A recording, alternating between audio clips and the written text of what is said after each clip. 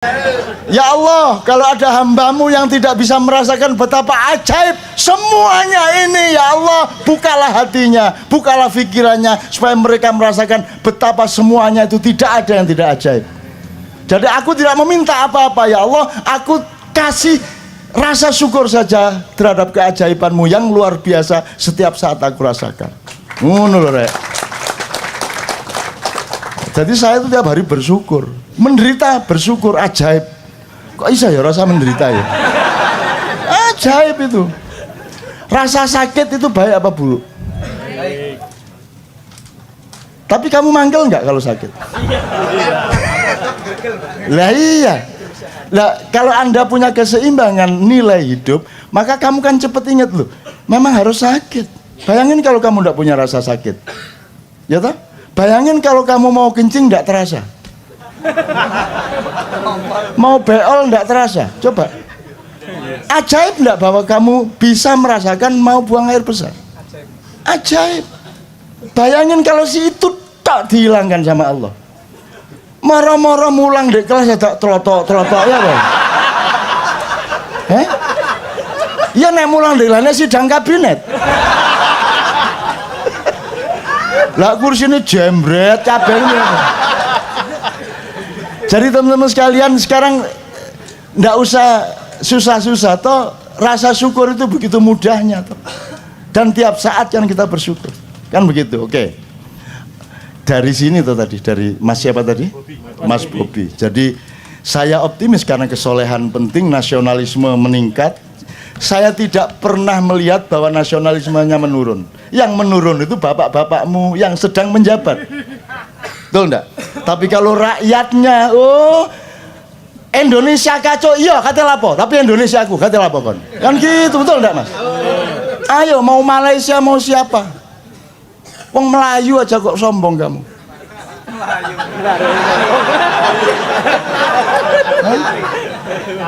Kabur. Ada dua macam Melayu, kabur atau Melayu. Kenapa tidak menguat? Kenapa tidak mengembang? Loh, orang Indonesia itu tidak perlu biaya besar untuk gembira. Bisa apa bisa melawan? Siapa yang lebih cepat bikin sesuatu di medsos melebihi orang Indonesia? Baru kejadian setengah jamnya lalu tersebar mbuh apa enggak sing gak itu. Ya toh Mas. Reaksinya langsung gitu. Ada bom gitu langsung ada video tukang sate gini. Ya. Itu dikagumi di seluruh dunia. Ya apa wong Indonesia ya? Ya apa gitu. Coba Mas ya, Anda lihat tetek sepur itu. Tetek sepur itu apa? Simbangan rel sama jalan. Entah di Jakarta, kalau di Jogja atau di daerah itu Anda lihat, ini kan dua jalur. Di depan jalur, di depan pagar ini separuh-separuh apa penuh? Di sini kedua jalur penuh, di sini penuh. Teorinya tabrakan. Pernah tabrakan nggak? Enggak. Coba lihat itu, setiap ada apa? Pelintasan kereta kan penuh. Begitu ini buka, jalan. Ini orang aneh ini Indonesia ini. Lo kok iso loh? Kok iso itu loh? Kalau lihat caranya motor, wah, sudah jelas ini lampu merah ini bareng, ini di kiri. Begitu hijau, seret ke sini. Betul enggak Mas? Atau gini, seret. Apakah sakit jantung yang dilewati? Enggak. Biasanya dia juga begitu kan. Indonesia. Jadi kalau melihat kacaunya lalu lintas hidup di Indonesia yang tampak langsung di lalu lintas dan juga di birokrasi, juga di apa saja, seharusnya kan sudah tabrak anda karu-karuan. Tapi angka kecelakaan lalu lintas di Indonesia sangat rendah. Kenapa? Karena manusianya ajaib, ajaib. Itu saya tiap hari itu loh, kadang-kadang mimpi lah, iya ini 2 jalur, kereta lewat, ini 2 jalur. Begitu keretanya pergi, loh kok bisa ya? Kok bisa itu loh? Coba besok ya kamu lihat ya, loh kok bisa itu loh? Di mana-mana di seluruh dunia itu tabrakan, di sini enggak. Ada, Allah, masya Allah, masya Allah. Jadi hati-hati ya, banyak jin di Indonesia, banyak yang ikut bekerja, banyak yang mensupport manusia. Kasihan rakyat ini, kasihan. Akhirnya jinnya, ayo, akhirnya jinnya ikut menyelamatkan. Oke, mudah-mudahan Anda terjawab juga. Artinya saya setuju, tidak ada masalah Anda berpendapat ini baik, itu baik, dan seterusnya, monggo. Cuman nomor 1, benahi cara berpikirmu. Jadi 4 tadi 1, tolong ingat. Akidah ikhlak. Jadi hubunganmu sama Tuhan, sama manusia secara moral beres. Nomor 2, militer kepada dirimu sendiri, cinta, sayang kepada orang lain. Nomor 3, muhasabah, akuntansi, hitung semuanya secara tartil. Nomor 4, IT. Barang siapa menguasai IT, dia menguasai masa depan. Kamu belum menguasai IT, kamu masih menjadi konsumen IT sekarang. Betul enggak? Mulai sekarang kreatif, Anda harus jadi subjek, Anda harus yang ngatur, bukan Anda diatur. Seharusnya Facebook nanti ada yang baru lahir dari Indonesia, gitu ya.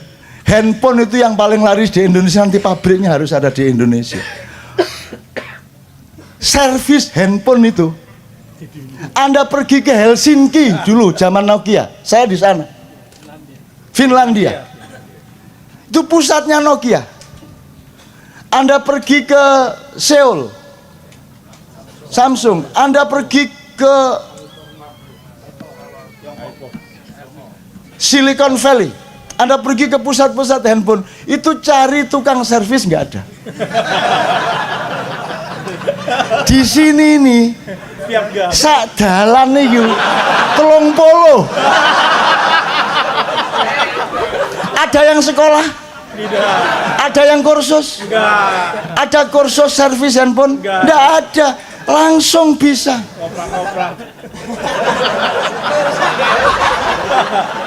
Bisa. Kan itu.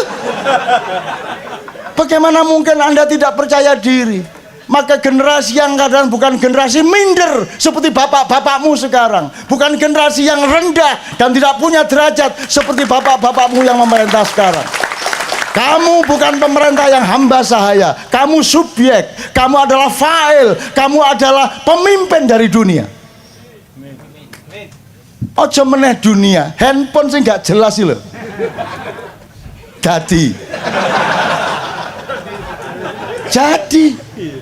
Jadi, coba mana di dunia ada handphone kemasukan air? Caranya bagaimana? Waktu paman enggak dilebokno beras.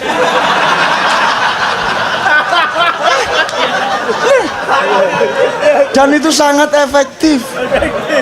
Dilebokno beras. Ajaib. Istiad. Itu beneran. Dan itu banyak sekali yang ide-ide seperti itu. Coba tanya super truk itu. Mana ada yang taat sama dokter? Dia bikin ramuan sendiri. Gitu. Saya termasuk. Saya itu terlanjur waktu saya penyair seumur Anda, saya umur 17, 18 ke atas, itu saya sangat miskin dan sering sakit karena begadang terus, kurang makan. Akhirnya saya ketemunya di Colgin. Jadi kalau sudah terpaksa saya minum di Colgin. Kalau sampai 2 itu saya langsung ngantuk. Akhirnya kesadaran orang kalau memang harus menggunakan obat itu kan bagaimana mengurangi dosis, jangan membiarkan dosisnya meningkat. Jadi kalau kemarin 2 butir baru sembuh, sekarang 1 butir harus sembuh. Mungkin agak lambat tapi saya lawan. Lama-lama setengah butir. Lama-lama enggak pakai, lama-lama bisa sembuh. Sekarang karena sering terpaksa, karena saya maihan terus, ini nanti jam 4 ya saya langsung ke airport. Besok malam saya acara lagi di mana, bukan mau cepat lusa. Besok itu di XT Square. Pagi saya harus ke teman-teman dokter gigi dan seterusnya. Saya terus, maka saya kadang-kadang terpaksa dikolgin, tapi jangan dipikir saya butuh dikolgin. Dikolgin itu saya pidatoi. Saya loro poai dikolgin. Sakit apa saja dikolgin, serak dikolgin. Ya piye? Pusing dikolgin. Apa saja dikolgin, pokoknya gin ngono aku. Pokoknya aku rada terpaksa iki, ya kon ngewangi aku ya nggih, tak ubah jadi. Lah iya Mas. Dan itu bukan karya saya, di desa saya itu pil KB itu untuk obat ayam sakit. Lah temenan. Kan enggak ada budaya minum pil di desa. Lah kok sama BKKBN dikasih pil untuk keluarga berencana. Akhirnya entah siapa yang memulai, ada ayamnya kok gini-gini dikasih pil sembuh. Jadi ternyata pil KB itu gunanya untuk menyembuhkan ayam. Dan itu berlaku sampai sekarang. Waduh PT Kulor Doloro duwe pil KB tegak. Lah piye? Coba itu that is Indonesia. Jadi kalau mau menjajah Indonesia pikir agak panjang. Ya. Entah naga, entah macan, entah siapapun, mikir agak panjang. Baik-baik sama orang Indonesia. Baik-baik. Jangan jajah, menguasai aset oke. Tapi jangan ragus. Berbagi yang baik. Kalau enggak, nanti kamu kaget sendiri loh. Kaget loh kamu nanti. Loh, arek-arek. Kan nanti kamu kaget, saya sudah tahu 3 opsi tapi enggak akan saya omongkan. Kaget sendiri loh kamu. Kamu kalau saya itu kan yang sekarang menjajah Indonesia sejak dunia ini sejak 1400 itu kan Dajjal.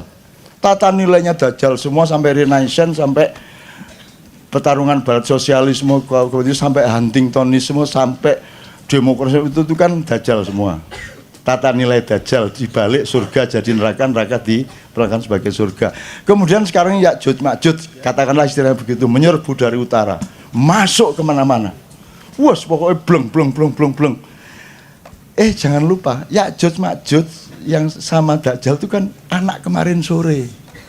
Itu baru lahir, belum lama itu. Di sini ini tempatnya iblis.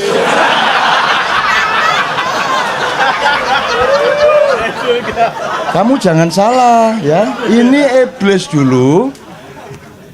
Karena dia tidak setuju Tuhan bikin manusia, kemudian dia diusir, dia milih tanah Jawa. Karena iblis tahu nanti pasti bikin manusia pakai tanah liat. Pasti nanti ada malaikat yang Allah utus untuk pergi ke tanah Jawa untuk ambil tanah liat. Waktu dipertimbangkan Blora apa Kebumen gitu.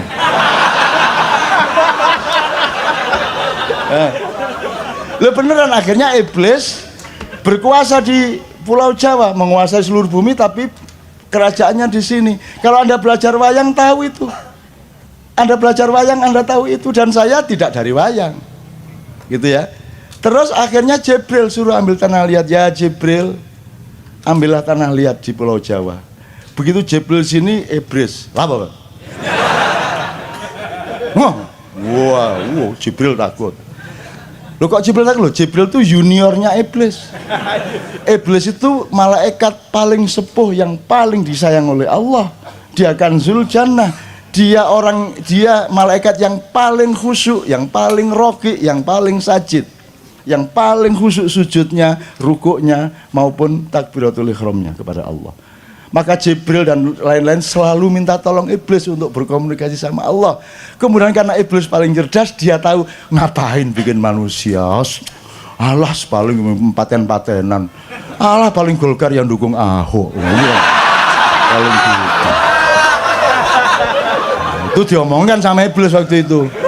Terus Allah mengatakan antala ta'lam wa ana a'lam. Dah meneng kamu enggak tahu. Terus wa idz qala lil malaikati isjudu li adama fasajadu illa iblis. Wahai malaikat, bersujudlah kepada Adam, bersujudlah para malaikat kecuali iblis. Berarti iblis adalah malaikat. Kan begitu kan? Kalau iblis bukan malaikat, loh dia enggak ikut diperintah kok. Kan wa idz qala lil dan ketika Allah mengatakan kepada malaikat Berarti kalau dia disalahkan kenapa tidak sujud, berarti dia adalah malaikat, kan begitu. Jadi dia senior.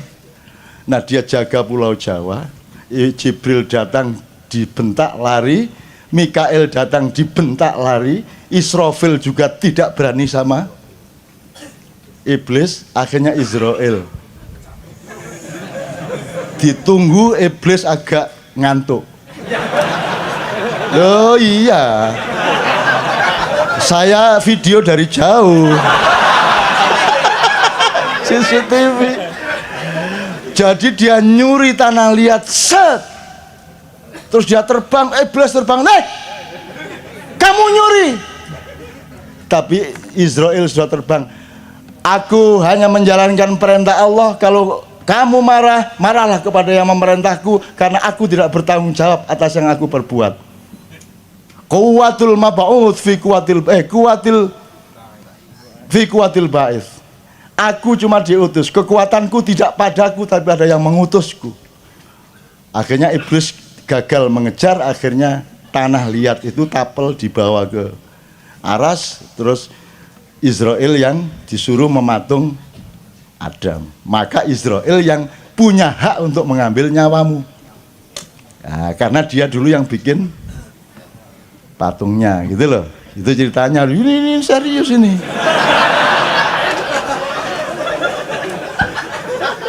Nah, saya kembalikan. Jadi kemudian Adam diturunkan ke sini, iblis juga yang ngambil. Kemudian ada Anwar, Anwas, Kobil, Habil segala macam, kemudian anak turunnya. Itu kemudian kan pertama kan incest dulu, kawin sama saudaranya atas privilege dari Allah. Kemudian kan waktu itu belum ada sensus penduduk. Jadi ada pernikahan-pernikahan yang campur-campur dengan iblis.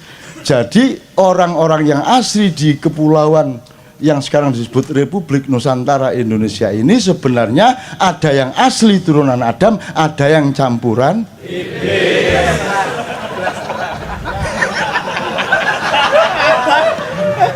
Nah, silakan menyelidiki diri masing-masing. Nah, jadi siapapun akan menjajah Indonesia, tolong hati-hati. Tolong hati-hati. Benar-benar, tolong hati-hati, pikir panjang. Mending bersaudara sama kita, betul enggak? Mending baik-baik sama kita. Mulai sekarang ayo sering datang ke sini. Yo, berbagi-bagi. Kon katanya mbadok sak piro sih? Jangan diambil semua, jangan ragus-ragus. Ini adalah nenek moyangnya semua penduduk dunia. Mereka ini di depan saya ini. Mereka lebih tua dari mereka semua. Jadi kalau kamu sekarang menjajah mbahmu, mbahmu tidak akan marah. Wong kakek kok, betul tak? Kakek kan mosok rebutan motor sama cucu kan? Enggak. Kakek mesti ngalah toh, makanya penuh cinta sudah diambil sana tambangnya, dia bilang tadi gitu. Wong kakek kok, kakek kan ngalah, cucunya enggak apa-apa makan telur, dia sendiri cuma tempe, namanya kakek kok. Tapi kalau cucunya nerusin kurang ajarnya kepada kakek, kan gitu kan? Lo ada iki kan gitu kan? Ada iki. Gurung ero ta? Ngono kan kira-kira. Ngerti maksud saya Mas ya? Jadi saya optimis dengan semua ini. Saya mengucapkan selamat berjuang, tapi perjuangan itu nilainya pada perjuangannya, tidak pada hasilnya. Begitu engkau berjuang, engkau masuk ke abadian. Begitu engkau suci yang kamu maui, engkau masuk ke dalam keabadian. Hasil tidak ditagih oleh Allah. Yang ditagih oleh Allah adalah konsistensimu sejak dari Warakas sampai kemanapun. Karena saya dulu ma'ian pertama di daerah mereka ini, gitu loh, di samaan di Malarangeng ketika masih belum jadi apa-apa, sama Anas juga. Jadi jangan berani-berani ikut ma'ian.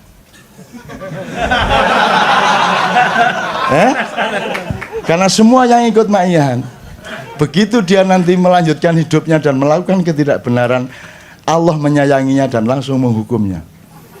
Kan begitu? Dan beruntunglah orang-orang yang langsung dihukum oleh Allah. Karena yang opsi kedua, Allah tidak langsung menghukum, ditunda-tunda hukumannya, di istidraj, apa namanya, di ujo.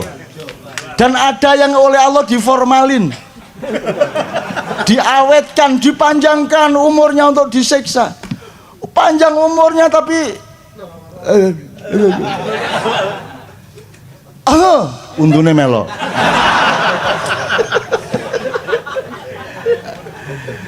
Gitu ya. Itu cerita-cerita dari ini adiknya dia dulu, temennya pendiri KC. Pendiri KC itu Mas Andi Subiakto antara lain ya.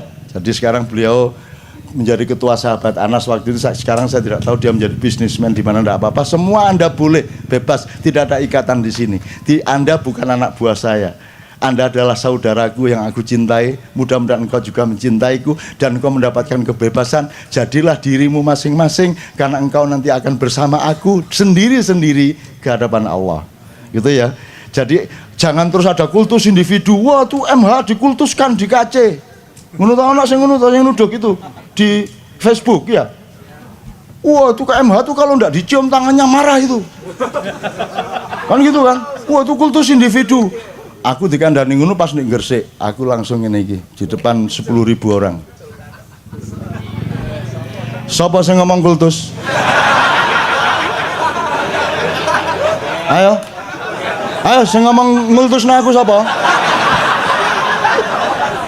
Ayo ngomong kultus. Pokoknya kalau saya dikultuskan mudo aku. Ayo ngomong mana? Ayo. Ayo, kalau saya punya pamrih jadi kiai, jadi tokoh, mosok ngene. Aku yang ingin ngasih tahu kepadamu, aku tidak punya pamrih apa-apa kecuali cinta murni kepadamu semua. Tidak ada penderitaan melebihi tidak dipercaya sebagai manusia, betul enggak? Dan aku harus tidak dipercaya tiap saat asal aku masuk bandara. Tidak dipercaya sebagai manusia. Padahal aku itu masuk ke situ sudah 30 tahun terus menerus, tetap tidak dipercaya.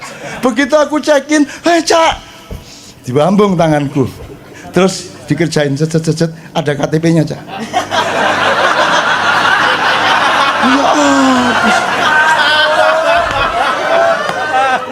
Ya lah sing kok ambung tangan emang sopo?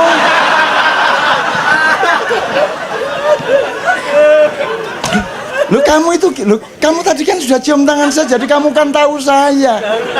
Loh kok sekarang kamu tanya KTP saya, aturannya begitu, Cak. Lah, ya coba. Nah, Anda yang datang ke KC tidak mungkin jadi robot. Anda orang yang berakal sehat. Dan Anda tidak akan terlibat di dalam.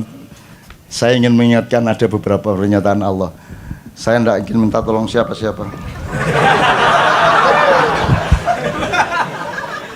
Jadi Allah mengatakan seburuk-buruk makhluk adalah yang peka telinganya, bisu mulutnya, artinya tidak memiliki apa-apa untuk mengungkapkan kebenaran dan tidak menggunakan akalnya. Asyarud dawab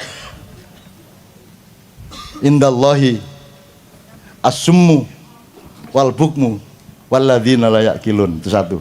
Dan Anda insya Allah tidak terlibat di situ, tidak terlibat dalam kutukan Allah. Terus nomor 2, Allah berfirman kepada namanya Amran. Loh, Allah berfirman kepada Anda tidak percaya? Loh, lebah saja dikasih firman oleh Allah, wa auha ilan nahli. Allah berfirman kepada lebah, masa tidak percaya? Allah berfirman kepada Anda. Allah berfirman kepada Anda, cuman sebelumnya berfirman kepada Rasulullah. Tapi malam ini kepada Anda konteksnya. Allah mengatakan, wahai orang-orang yang beriman, apakah engkau akan bersedih hati dan kemudian membunuh dirimu sendiri hanya karena mereka berpaling dariku dan tidak beriman kepadaku sehingga memilih orang yang tidak kamu sukai itu. Baca surat Al-Kahfi. Begitu kamu menderita karena jagomu kalah, Allah bilang nangis, sedih, bunuh diri. Fa'allaka bakhi'un nafsaka ala atharihim. Baca surat Al-Kahfi ayat berapa? Saya tidak akan ingatkan karena tidak mungkin saya ingat ayat berapa. Lo ya, lupa itu baik lah. Kalau kita Tidak pernah lupa kan tidak baik. Lupa itu baik, tidak tahu itu baik. Pada konteks yang tepat. Kalau Anda tahu semuanya, Anda hancur lebur. Kalau engkau punya istri, kalau engkau punya suami, wahai wanita-wanita, bersyukurlah kepada Allah karena engkau tidak bisa membaca hati suamimu benar-benar. So, kalau engkau bisa membaca isi hati suamimu benar-benar, kamu bunuh diri. Terutama ketika tidur bersamamu. Jangan sampai tahu pikirannya mikir siapa.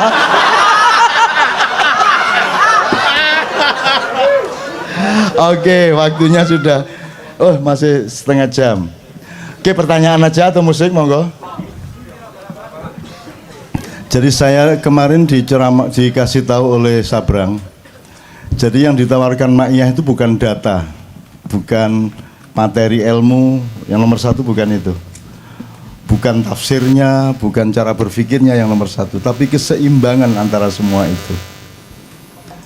Hidup itu adalah balance. Anda baca surat Ar-Rahman juz 27. Jadi misalnya Anda kalau ini tadi pentas kesenian, maka orang yang nonton pentas kesenian dia hanya punya satu poin, yaitu enak apa tidak, bagus apa tidak, aransemennya oke apa enggak, kan begitu. Tapi kalau di Kenduri Cinta ada keseimbangan antara faktor A, faktor B, faktor C dan lain sebagainya. Jadi semuanya menjadi sangat indah karena Anda orang yang punya keseimbangan hidup. Anda tidak menuntut mereka, misalnya gitarnya, sulingnya, nyanyinya, segala macam. Anda tidak menuntut secara estetik, artistik sampai tingkat yang sebagaimana orang berkesenian. Karena Anda punya faktor yang lain yang menyeimbangkan diri Anda, yaitu Anda punya cinta, rasa untuk menikmati semua yang kita alami ini bersama-sama, simpati, kemanusiaan, rasa memiliki kenduri cinta dan lain sebagainya. Itu yang namanya keseimbangan. Jadi saya kira kunci yang utama adalah jangan sampai kehilangan keseimbangan hidup. Artinya jangan melihat orang dari depan saja, dari belakang saja, atau dari samping saja, dari atas saja, atau dari bawah saja. Anda harus melihat hidup ini sebagai sebuah keseluruhan, sehingga Anda tetap berada pada titik imbang. Itu kira-kira gitu ilmunya. Nggak usah difahami sekarang, tapi ingat aja bahwa harus berada pada titik imbang, titik mizan dalam hidup Anda. Mengalami apa saja. Kalau Anda rugi dagang, terus Anda hanya punya kerugian dagang, Anda akan hancur. Tapi Anda harus punya kesadaran tentang dimensi-dimensi yang lain di luar kerugian itu, maka Anda menemukan titik imbang kembali. Hidup adalah mizan, hidup adalah keseimbangan. Alam semesta ini diciptakan Allah di dalam satu sistem yang maha seimbang. Satu. Yang kedua, lagu yang kedua tadi Ibu, Keramat. Kuburan kali.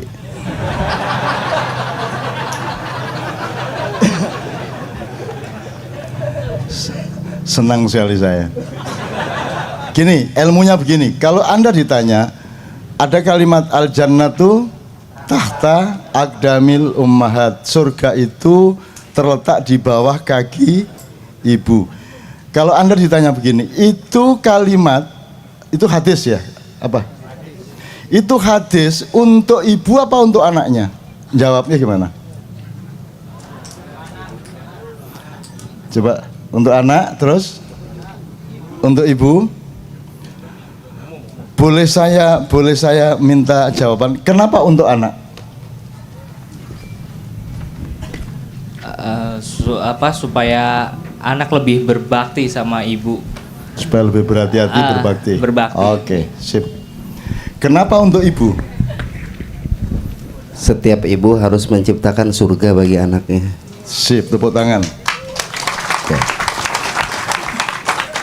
Sekarang yang benar yang untuk anak apa untuk ibu? Itu yang namanya titik imbang.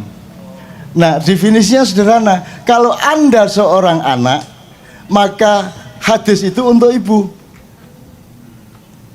untuk kepentingan ibu. Kalau Anda seorang ibu, hadis itu untuk kepentingan anak. Kan sederhana toh? selama ini dalam cara kita berilmu modern royoan. Yang benar itu untuk ibu atau yang benar untuk anak. Di Ma'iyah cara berpikirnya begitu, tidak begitu, mencari titik imbang. Kalau Anda seorang anak, setiap ayat Allah, hadis Rasulullah itu untuk kepentingan ibumu. Kalau Anda ibu untuk kepentingan anakmu, kan begitu. Ibu saya sendiri menafsirkan karena dia ibu itu untuk kepentingan anak. Jadi surga di bawah telapak kaki ibu itu terapannya pada ibu adalah jangan sampai ibu punya pikiran buruk kepada anaknya, jangan sampai keluar terbersit kutukan atau doa yang buruk kepada anaknya karena sedikit saja ibunya marah, mangkel dan negatif pikirannya, maka akan berakibat buruk pada anaknya. Demikian juga anak harus diterapkan itu untuk kepentingan ibu. Begitu tidak hanya anak sama ibu, ya anak sama bapak, bapak sama ibu, individu sama masyarakat, masyarakat sama individu, negara sama rakyat, rakyat sama negara. Kalau kita punya titik imbang di segala urusan, maka itu yang namanya baldatun thayyibatun warabbun ghafur. Nah, selama ini semua perdebatan di medsos itu selalu yang benar itu kuku kuryuk, bukan kongkorongkong. Yang satu bilangnya enggak kongkorongkong dong, masa kuku ruyuk.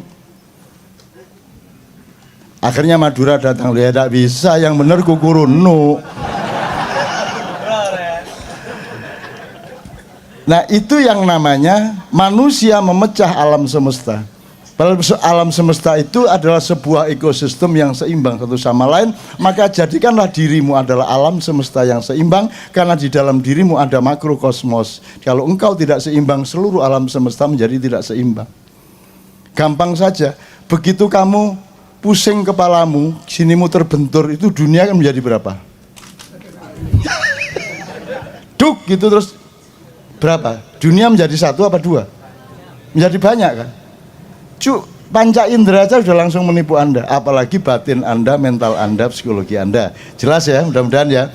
Jadi nanti Anda mengalami apa saja, kembali ke titik imbang, titik keseimbangan. Oke.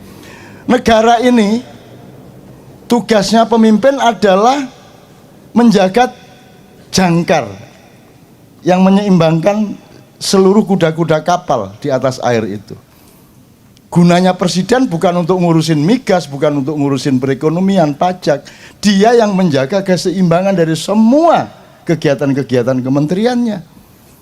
Itu yang horizontal. Yang vertikal di dalam kebudayaan Jawa disebut manunggaling kawula lan Gusti. Itu maknanya bukan Anda terus ketemu Allah di Gunung Lawu, Allah pakai serban. Terus ada lagi yang kejawen, Allah ternyata pakai belangkon. Yang namanya manunggaling kawula lan Gusti,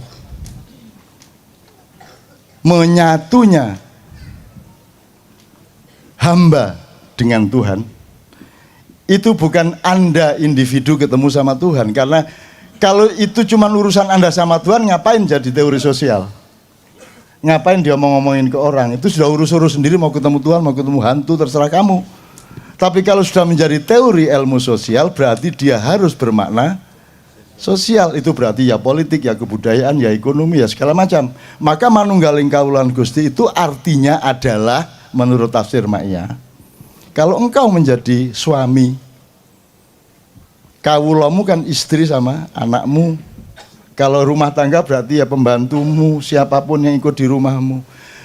Kalau engkau presiden berarti semua rakyatmu. Kalau engkau wali kota, semua rakyatmu di Kota Madya itu. Kalau engkau gubernur, semua rakyatmu di provinsi.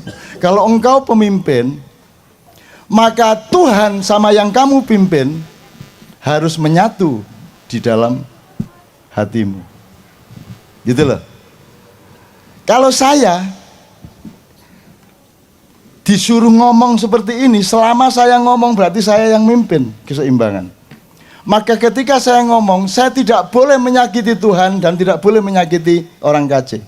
Jadi kalau saya menyakiti orang KC, saya dimarahi Tuhan dan kena akibat semuanya. Dan kalau saya menyalahi Tuhan, Anda akan ikut sakit. Jadi Tuhan sama Anda harus menyatu di dalam diriku. Manunggaling kawula lan Gusti di dalam diri saya. Itu makna sosial, makna kepemimpinan, bukan makna individu ketemu Tuhan di Gunung Lawu. Itu ya. Maka dia menjadi teori ilmu sosial, manunggaling kawula. Jadi itu bukan urusan kebatinan, itu urusan kepemimpinan politik, kepemimpinan pemerintahan. Itu. Makanya kalau cari presiden namanya manunggal gitu ya. Gal, ya penggal gitu. Yang kapitalis angkat tangan. Kapitalis. Oke, Anda ke sini. Kenapa Anda kapitalis? Jelaskan kapitalis itu apa. Manusia dengan sahabatnya. Kalau kapitalis itu seluruh badannya adalah kelamin. Jelas ya? Jelas ya Mas? Setuju nggak? Jadi apa saja itu dijual. Kalau Ramadan jualan agama. Betul nggak? Kalau Natal jualan Kristen, kan gitu kan? Apa saja dijual, apa saja. Pokoknya nalurinya jualan. Ketemu ayat ingin menjual, ketemu apa saja dijual. Itu artinya kalau digambar itu ya kepalanya kepala kelamin. Gitu Mas ya. Jadi sekarang mulai sekarang Anda mencoba mengamati dengan metode ini. Bedanya dagang dengan kapitalisme. Yang menjajah kita bersama adalah kapitalisme yang maniak dan total dan tidak ada batasnya. Dengan modal sekecil-kecilnya, untung sebesar-besarnya, kurang ajar itu. Kalau perlu tidak perlu modal tuh, yang sekecil-kecilnya kok. Maka kalau diterusin tidak usah modal tapi laba. Ya nang ngono ngerampok ae wis gak angel-angel wis. Jadi teori itu teori kelamin, bukan teori ekonomi itu. Teori kelamin. Jadi pokoknya hanya ada kelamin. Oke. Terakhir sekali karena waktunya juga sudah mendesak. Terakhir sekali soal syahwat. Saya ingin ingat, yang berdagang angkat tangan Mas, nyun sewu. Yuk kita transparan yang berdagang. Oke, berdagang dalam arti pragmatis ya, dagang barang apa gitu ya. Tapi kan semuanya sebenarnya berdagang ya. Semuanya ada yang jasa, ada yang, tapi kan semua berdagang. Yang kapitalis angkat tangan. Kapitalis. Oke, Anda ke sini. Kenapa Anda kapitalis? Jelaskan kapitalis itu apa. Silakan. Karena saya tadi menanyakan yang pedagang siapa, yang kapitalis siapa, berarti di balik itu ada perbedaan arti antara pedagang dengan kapitalis. Monggo Mas, silakan Mas. What do you mean by kapitalis? Ya, saya bekerja di perusahaan yang setiap orientasinya adalah selalu keuntungan gitu. Jadi seperti tidak ada akhirnya gitu loh. Jadi misalkan bisnis ini udah selesai akan membuat suatu bisnis lain, dan itu selalu memang orientasinya adalah melipat gandakan sebuah, ya hanya keuntungan. Itu yang saya alami, yang sehingga saya menyebut bahwa kalau orang dagang enggak gitu, Pak. Ya mungkin ada juga, maksudnya yang menyebab kapitalis mungkin juga di hatinya ya mungkin. Tapi saya sudah melihat bahwa perusahaan saya ini kapitalis gitu loh. Tapi kalau ada pedagangan individu. Andanya apa perusahaannya? Ya saya bekerja di perusahaan kapitalis. Anda bagian dari kapitalisme ya, perusahaan Anda. Ya. Itu oke. Ya. Karena cari laba terus gitu kan, dan tidak ada habisnya. Kalau dagang enggak? Saya kalau mungkin pedagang kan individu gitu kan, individu kemungkinan juga ada yang membatasi bahwa ya cukup yang tadi dicontohkan kalau bekerja cukup jam 2 pagi sampai jam 5. Jadi oke. Jadi cari laba ada bedanya yang membatasi dengan yang tidak membatasi. Ini satu klausul ya, satu klausul. Ada nggak klausul yang lain? Kalau sekarang kita ibaratkan mencari laba atau ambisi to get more and more itu adalah syahwat. Jadi wah kan itu ya. Itu syahwat. Maka apa bedanya pedagang dengan kapitalis? Kalau simbolnya adalah syahwat. Ada nggak yang bisa menolong saya?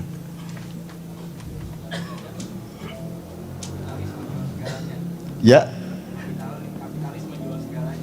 Kapitalis menjual segalanya. Kalau pedagang? Kalau pedagang yang menjual hal-hal tertentu yang memang layak dijual. Kalau kapitalis apa saja dikapitalkan, dikomoditaskan, dijual, gitu kan? Nah, tepuk tangan untuk dia. Kalau digambarkan dengan karikatur syahwat, setiap manusia itu pedagang. Apakah dagang barang, dagang jasa, gitu kan ya? Tapi dia punya mekanisme seakan-akan dagang atau benar-benar dagang, tapi pokoknya konteksnya dagang. Itu ibarat manusia yang punya syahwat. Semua manusia punya syahwat, jadi dagang itu tidak ada masalah. Rasulullah juga pedagang, tapi Rasulullah bukan kapitalis. Dia juga benar sebenarnya, cara berpikirnya benar. Jadi ibaratnya manusia itu semua pedagang. Sama Allah pun Anda membeli surga dengan sholatmu, dengan kelakuan baikmu, betul enggak? Bai'un, jadi bai'un ma'allah atau minallah, itu kan perdagangan dengan Allah. Saya pernah menulis berniaga dengan Allah. Sekarang kalau kita karikaturkan, manusia dengan syahwatnya, dengan kelaminnya itu ibarat manusia dengan keperluan dagangnya. Sebab kalau dia tidak dagang, kalau dia tidak menggunakan syahwatnya, tidak punya anak. Jadi berhenti peradaban, berhenti populasi, hidup berhenti juga. Kan harus punya anak, kan harus ada laba, harus ada pendapatan. Maka cari pendapatan, cari laba itu wajar. Ya ada bedanya orang yang kelaminnya gede banget, ada yang terus pengen terus, ada yang ya sekali-sekali, ada yang rutin seminggu 30 kali.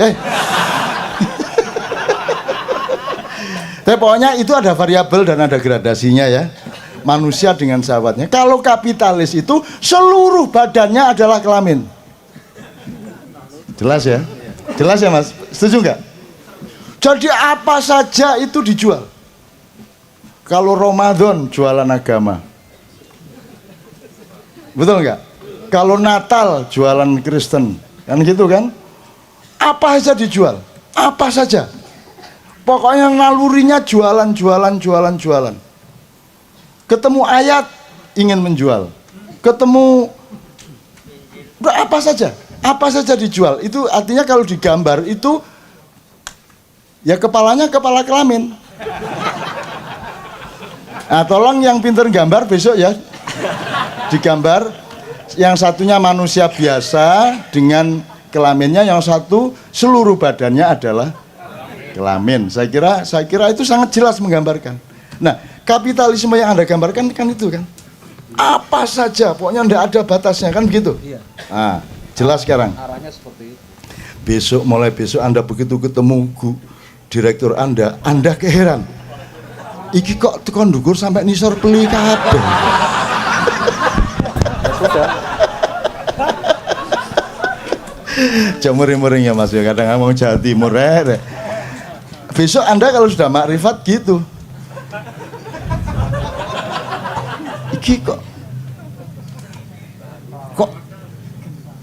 bentuknya ndase kok ngene ya. Gitu Mas ya.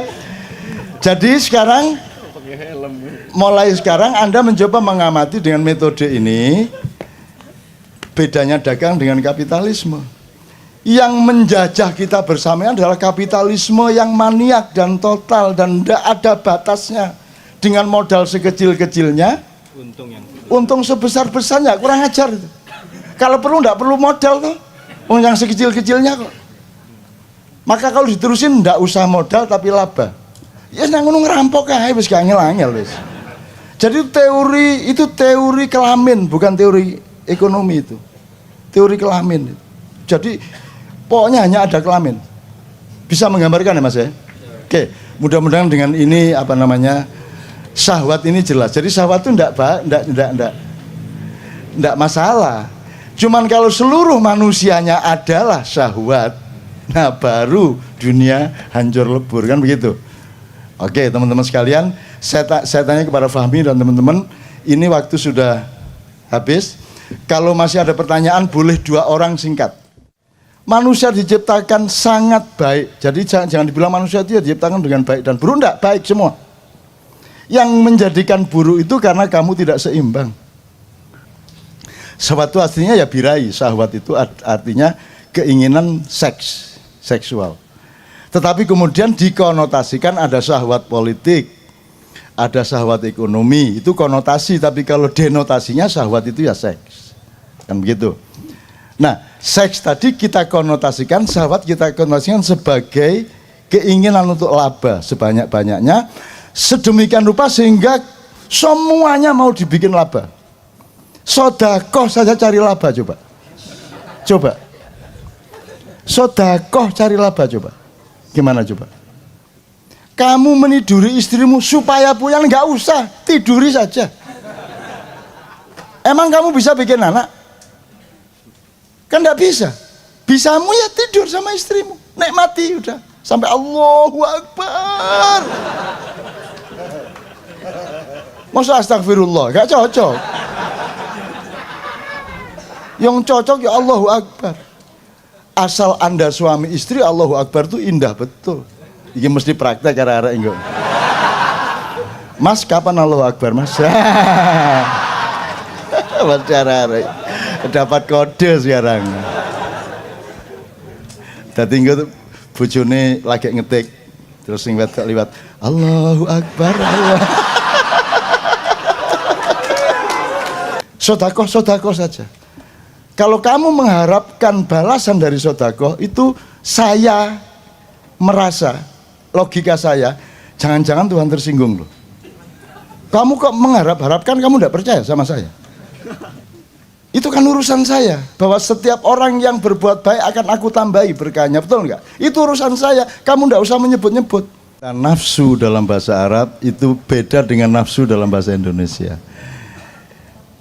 Jadi kalau tadi nafsu mutmainnah, lawamah dan seterusnya itu bukan nafsu dalam bahasa Indonesia, tapi an-nafs dalam bahasa Arab itu artinya diri. Diri mutmainnah, diri lawamah gitu ya, diri. Jadi nafsi itu artinya ijen-ijen, dewe-dewe. Jadi kullu nafsin dha'iqatul maut itu bukan setiap nafsu terlibat kematian, tidak setiap diri. Jadi nafs atau nafsun dalam bahasa Arab artinya diri. Nah, jadi bukan syahwat mutmainnah, kok syahwat kok mutmainnah. Lah nggandol ngene kan. Niku ya opo arek-arek. Jadi yang dimaksud nafsu di situ bukan nafsu syahwat, tapi dirimu. Jadi ada dimensi tentrammu, ada dimensi amarahmu, ada dimensi khianatmu dan lain sebagainya. Tapi seluruhnya itu tidak jelek. Seluruhnya itu baik. Manusia diciptakan sangat baik. Jadi jangan dibilang manusia itu ya diciptakan dengan baik dan buruk, enggak, baik semua. Yang menjadikan buruk itu karena kamu tidak seimbang. Nyetir diperekes ngene iki ya. Ya nyetir santai deh ya. Megangnya aja kan enggak gini banget. Megang motor tuh mosok begini banget. Kan naik sepeda kalau kamu tegang kan mesti tiba tuh. Nah, itu kan mutmainnahnya dirimu kan gitu. Jadi sekali lagi itu ada dirimu yang bersifat mutmainnah, ada dirimu yang bersifat. Itu semua tajalli atau aplikasi atau penjilmaan Allah dalam dirimu. Allah maha luas, maha tidak terbatas, tetapi Allah meminjamkan beberapa potensi itu yang disebut 4 itu di dalam dirimu. Nah, itu tidak sama dengan syahwat. Syahwat itu artinya ya birahi. Syahwat itu artinya keinginan seksual. Tetapi kemudian dikonotasikan ada syahwat politik, ada syahwat ekonomi, itu konotasi. Tapi kalau denotasinya syahwat itu ya seks, kan begitu. Nah, seks tadi kita konotasikan, syahwat kita konotasikan sebagai keinginan untuk laba sebanyak-banyaknya, sedemikian rupa sehingga semuanya mau dibikin laba. Sodakoh saja cari laba, coba. Sodakoh cari laba, coba. Gimana coba? Wala tamnun tastakthir. Dan jangan memberikan sesuatu dengan mengharapkan sesuatu yang lebih besar dari yang kamu berikan. Itu rumus baku. Wala tamnun tastakthir. Jangan memberikan sesuatu dengan mengharapkan lebih banyak menerima sesuatu dibanding yang kamu berikan. Jadi kalau memberi titik, ngasih titik, nggak usah supaya, nggak usah. Ini loh, koma ini loh. Ya saya ngundang anak yatim supaya, ya saya nyumbang masjid agar supaya, ya saya mengadakan sholat duha bersama dalam rangka, kan gitu. Kakean dalam rangka, wes sembayang titik. Kamu meniduri istrimu supaya pulang, nggak usah, tiduri saja. Emang kamu bisa bikin anak? Kan nggak bisa. Bisamu ya tidur sama istrimu, nikmati udah sampai Allahu Akbar. Masa astagfirullah, gak cocok. Yang cocok ya Allahu Akbar. Asal Anda suami istri, Allahu Akbar itu indah betul. Ini mesti praktek cara-cara enggak. Mas kapan Allahu Akbar mas? Mas cara-cara dapat kode sekarang. Dadi engko bojone lagi ngetik terus sing wedok liwat Allahu Akbar Allah.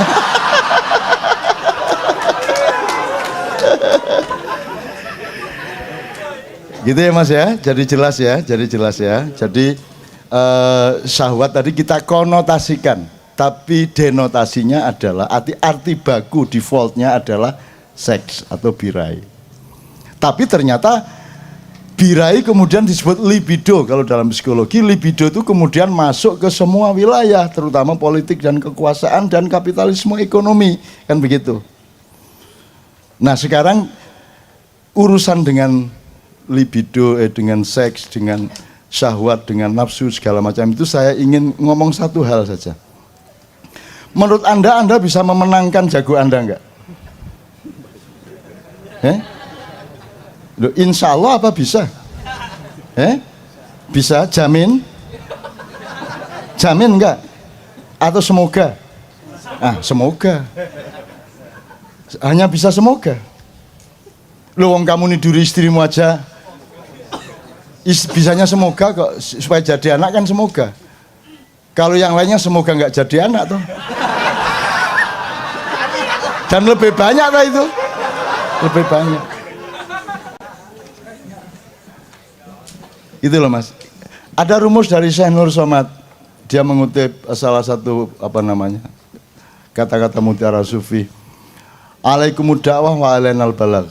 Udah, kamu sampaikan saja, nanti saya yang memasukkannya ke dalam hati orang itu. Udah kamu ngomong aja. Ibaratnya kamu nyangkul aja, kamu tanam aja, nanti yang menumbuhkan Allah. Karena kamu tidak bisa menumbuhkan tanaman itu. Apalagi bikin panen dan bikin buahnya, kan tidak bisa. Udah kamu tanam aja. Begitulah kita hidup, tanam saja, lakukan saja. Sodakoh saja. Kalau kamu mengharapkan balasan dari sodakoh, itu saya merasa, logika saya, jangan-jangan Tuhan tersinggung loh. Kamu kok mengharapkan, kamu tidak percaya sama saya. Itu kan urusan saya, bahwa setiap orang yang berbuat baik akan aku tambahi berkahnya, betul nggak? Itu urusan saya, kamu tidak usah menyebut-nyebut.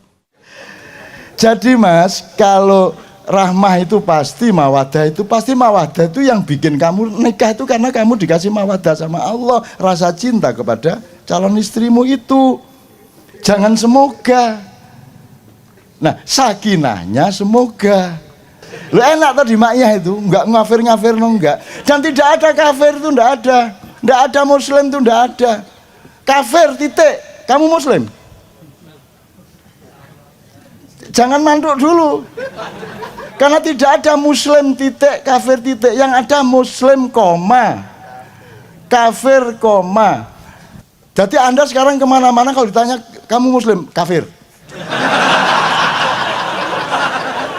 Dia nggak tanya, oh kafir toh. Terus dia kan nggak tanya, ya udah biarin, dia nyangka. Lah salahnya nggak tanya. Ternyata dia kafir, terus dipanggil kamu sama takmir masjid, kok kamu ternyata kafir. Lah dia nggak nerusin pertanyaannya. Kan mestinya dia tanya, kafir kepada siapa? Kan begitu. Kalau kepada iblis kita kafir, kepada Allah kita muslim. Iblisnya kepada Allah kafir, koruptor kepada iblis muslim. Jelas ya mas? Jelas ya? Jelas ya? Jadi kalau ada orang mengkafir-kafirkan itu, kamu ketawa sekarang. Maaf ya, itu titik apa koma? Ngono dah? Apa maksudnya kan gitu kan? Nah gitu. Udah tinggal kamu godain sekarang. Kamu cinta? Koma toh? Kalau suamimu tanya atau istrimu tanya, Mas cinta? Sing lengkap. Mas cinta nang aku lah ngono nek Mas cinta, dia jawab iya. Tapi karepe nang tonggo. Itu loh mas. Ada rumus dari Syekh Nur Somad. Dia mengutip salah satu kata-kata mutiara sufi. Alaikumud dakwah wa alainal balagh. Budak, kamu sampaikan saja, nanti saya yang memasukkannya ke dalam hati orang itu. Bila kamu ngomong aja. Ibaratnya kamu nyangkul aja, kamu tanam aja, nanti yang menumbuhkan Allah. Karena kamu tidak bisa menumbuhkan tanaman itu. Apalagi bikin panen dan bikin buahnya, kan tidak bisa. Udah kamu tanam aja. Begitulah kita hidup, tanam saja, lakukan saja. Sodakoh saja. Kalau kamu mengharapkan balasan dari sodakoh, itu saya merasa, logika saya, jangan-jangan Tuhan tersinggung loh. Kamu kok mengharap-harapkan, kamu tidak percaya sama saya. Itu kan urusan saya, bahwa setiap orang yang berbuat baik akan aku tambahi berkahnya, betul nggak? Itu urusan saya, kamu tidak usah menyebut-nyebut. Jangan seperti Samara kamu ya. Ngerti Samara? Sakinah mawaddah warahmah. Itu supaya yang belum kawin tolong kalau bikin undangan dirubah. Kalau yang sudah dengar diem, yang belum dengar tak kasih tahu sekarang. Kan semoga keluargamu menjadi keluarga sakinah mawaddah warahmah. Piye kuwi karepe? Kok sakinah mawaddah warahmah kok semoga piye? Belum ngerti Anda? Alhamdulillah Anda tidak ngerti sehingga Anda mengucapkan itu tidak dosa. Oh tidak ngerti ya. Ngoten ta lho mboten ngertos ya ora apa-apa mlebu swarga kan gitu. Mas, rahmat kok semoga itu gimana? Yang terakhir kan rahmat. Apakah Allah belum memberi rahmat kepadamu? Semua ini rahmat Allah. Alam semesta, pohon tumbuh, daun bergoyang, hujan turun, badanmu tumbuh. Ya toh, kamu sehat, kamu kencing tinggal kencing, kamu tidak perlu membagi-bagi kalori, protein, tinggal makan terbagi sendiri. Ada ekosistem yang diciptakan Allah. Semua itu rahmat. Maling dikasih rahmat, koruptor dikasih rahmat. Apakah kalau koruptor terus kalau duit korupsinya dipakai untuk beli pizza atau pizzanya nggak enak gitu? Tetap enak, gitu? Rahmat itu sudah pasti kok semoga. Masa semoga menjadi keluarga yang sakinah mawaddah warahmah. Rahmah itu sudah pasti kok. Satu rahmah, sudah pasti, jangan bilang semoga kepada rahmah lo ya. Awas kamu. Terus mawaddah. Mawaddah itu daya magnetik antar dua orang, laki dan perempuan, yang membuat dia merasa ingin menyatu. Jadi kamu sama cewek itu punya mawaddah di dalam dirimu dan di dalam diri dia, sehingga kamu terus pacaran dan terus tunangan dan terus kawin. Jadi yang membuat kamu kawin itu karena kamu punya mawaddah. Lah kok kamu bilang semoga? Yang bikin kamu kawin itu sudah dikasih mawaddah sama Allah kok. Untung malaikat sabar-sabar. Kalau yang tugas Israel, wes kon mate nang ngene carane. Jadi mas, kalau rahmah itu pasti, mawaddah itu pasti. Mawaddah itu yang bikin kamu nikah itu karena kamu dikasih mawaddah sama Allah, rasa cinta kepada calon istrimu itu. Jangan semoga. Nah, sakinahnya semoga. Jadi kalau di Quran ada litas kunu fi dan litas kunu ila. kamu punya rumah terus kamu tinggal di rumah itu, sudah milikmu, punya sertifikat, berarti kamu taskunu fi baitikum. Kamu tinggal di rumahmu, sudah mapan, titik. Tapi kalau taskunu ila, jadi kalau ke istri itu ila bukan fi. Fi-ne ya pas bengi ku tok fi. Tapi kalau sehari-harimu dengan istrimu itu litaskunu ila. Kamu memperjuangkan terus-menerus supaya sakinah. Ya, uang kurang ndak apa-apa, istrimu sabar sehingga tetap sakinah. Kok kamu pulang istrimu bedudut, sakinahnya modun. Pagi-pagi istri bedudut, sore suaminya jauh ikut mangkel, tapi begitu jam 11 malam sakinah meneh. Pagi bertengkar lagi, jam 11 bengi arek turu sakinah meneh. Sampai akhirnya anaknya merhatiin iki bapak ibu iki angger awan iki gelut, tapi nek bengi kok sakinah terus iki. Akhirnya takon, Pak, suatu hari ternyata jam 11 malam tetap bertengkar bapak ibu itu. Anaknya takon, Pak, nyun sewu nggih, biasanya sampean mari gelut sedino jam 11 bengi wis sakinah. Terus dari bapak, alati wis gak kena rek. Wis gak iso gawe nyakinah iki sampean. Ya lah istilah iki. Dik tak nyakinah ya dik, ini ya. Wah murid sing gagak, tapi kan indah toh mak, indah toh. Masa kamu sama istrimu kan tidak punya variasi keindahan, masa papa sama mama? Nggak apa-apa, papa sama mama kadang-kadang ngedul karo yem gitu loh. Kan pohon divariasi lah, sama suami istri itu harus penuh variasi. Kadang-kadang pakai rok, kadang-kadang pakai jarit, kadang-kadang pakai sarung, kadang-kadang kain tok, kadang-kadang benang tok.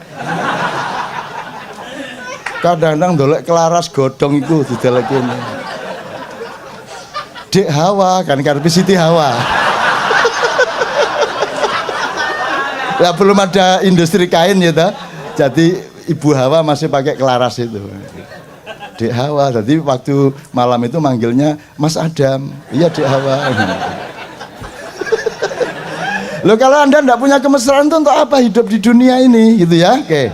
Sudah jelas ya Mas ya, sudah ya jawabannya ya, oke ya. Jadi litaskunu ilaiha. Jadi kalimatnya adalah selamat menunaikan hidup baru, semoga dengan mawaddah warahmah dari Allah hidupmu sakinah, atau dengan mawaddah dan rahmah dari Allah semoga hidup kalian sakinah. Ngono kalimatnya rek. Cuman selama ini keliru ndak apa-apa. Wong ndak tahu kok. Lu enak tadi maknya itu, enggak ngafir-ngafir no enggak. Dan tidak ada kafir itu enggak ada. Enggak ada muslim itu enggak ada. Kafir titik. Kamu muslim? Jangan mantuk dulu. Karena tidak ada muslim titik, kafir titik. Yang ada muslim koma, kafir koma. Misalnya gini, kafir itu ingkar, muslim itu patuh misalnya gitu ya. Nah, kamu orang yang patuh, nang sapa betul nggak? Kamu patuh ya, saya patuh kepada orang tua, tapi saya tidak patuh kepada Pak Lurah. Jadi saya muslim kepada bapak ibu, tapi aku kafir kepada lurah. Bener nggak? Betul nggak? Jadi ndak ono kafir titik, muslim titik, gak ono. Jadi Anda sekarang kemana-mana kalau ditanya kamu muslim, kafir.